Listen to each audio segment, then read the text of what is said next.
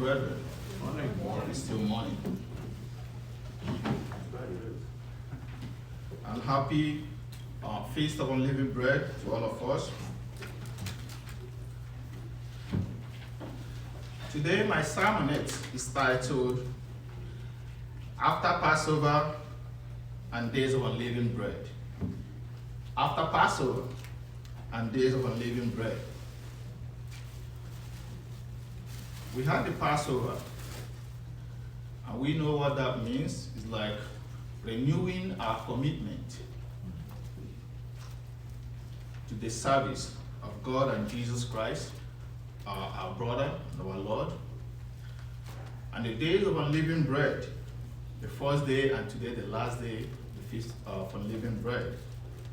I want to remind us a few messages that Jesus Christ passed across to his disciples after Passover. What he told them after Passover. This is very important for us to have it at the back of our mind after today. Let us remember that these are the things that help to keep us together as God's people. These are the things that help us to move ahead with the propagation of the gospel of the kingdom of God. First of all, I want to take us to the book of John, chapter 13, verse 34. John 13:34.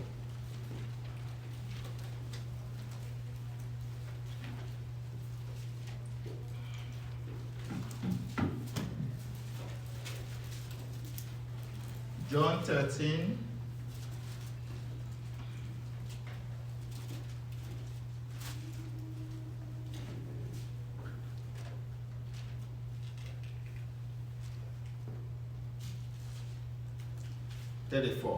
So this was after Passover, and Jesus Christ said this to his disciples.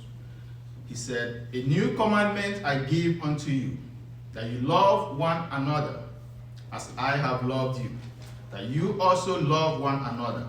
By this shall all men know that you are my disciples, if you love one another." So after Passover, Jesus Christ told his disciples, "Love ye one another as I have loved you." The same thing for us today. Those disciples have served, their time have passed, and now is our turn to keep this commandment. And Jesus Christ said to us, "Love ye one another." This is in addition to the other commandment that says, "Love your neighbor as yourself." But this is a commandment given to the disciples, to the church of God. Say, "Love you one another as I have loved you." So the bond that joined all of us together should be love. We must remember to love one another as Jesus Christ has loved us. Check on one another, care for one another, and if it comes to that, be ready to die for one another. Because Jesus Christ said, "As I have loved you." And the second thing that Jesus Christ emphasized on after Passover, you find it in the Lord's Prayer in John 17. John 17.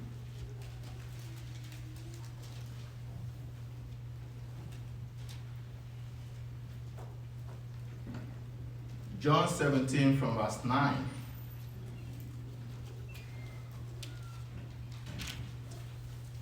Jesus Christ was praying to the Father. He said, "I pray for them. I pray not for the world, but for them which thou hast given me, for they are thine. And all mine are thine, and all thine are mine. And I am glorified in them. And now I am no more in the world, but these are in the world. And I come to thee, Holy Father, keep through thy own name those whom thou hast given me, that they may be one as we are." So the second thing that we have to remember and work on is to be one. Jesus Christ wants us to be one. Before Jesus Christ made this prayer, he knew that those that would believe in his name, there will be diversities in the people that believe in his name. We have diverse of languages, we have diverse of understanding, opinions, skin colors, All the diversities you can find in this world, you find it in the church.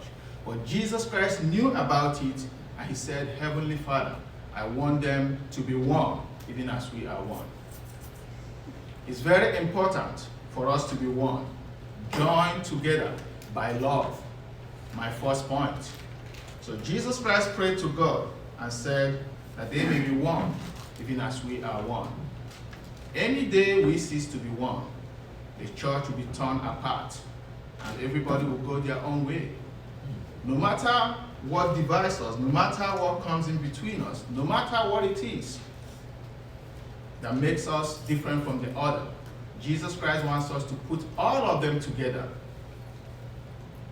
We speak one language, which is the Bible. We have one goal, which is the Word of God and God's commandment.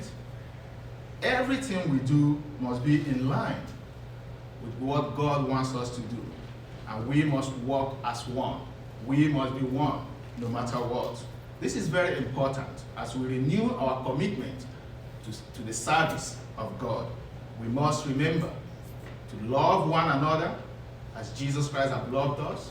We must remember that it is very important that we be one, no matter our culture, no matter our ethnicity, no matter our race, no matter our language, whatsoever it is, we must walk as one.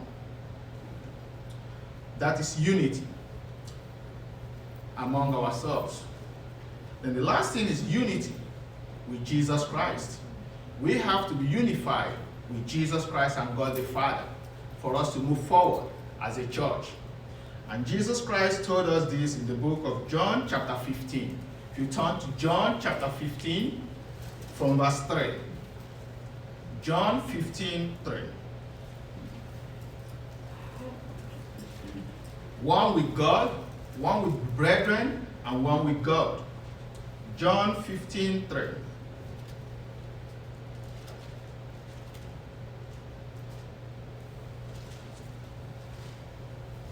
John 15:3 says, Now you are clean through the word which I have spoken unto you. Abide in me, and I in you. As the branch cannot bear fruit of itself, except it abide in the vine, no more can you, except you abide in me. So, Jesus Christ said, Abide in me, and I in you. One with brethren, one with Jesus Christ, and God the Father. So, brethren, today I want to remind us of these messages and these words that Jesus Christ left behind for us after Passover. First of all, he said, Love ye one another as I have loved you. Secondly, he said, that they may be one, even as we are one. And third of all, he said, Abide in me, and I in you. This is how we can live to represent the body of Christ. And anything short of these things will be scattered, will go our different ways. So I want to encourage us, brethren, let us continue to love one another. Let us continue to look out for one another. Let us continue to be one. Let us continue to abide in Jesus Christ and allow him to abide in us.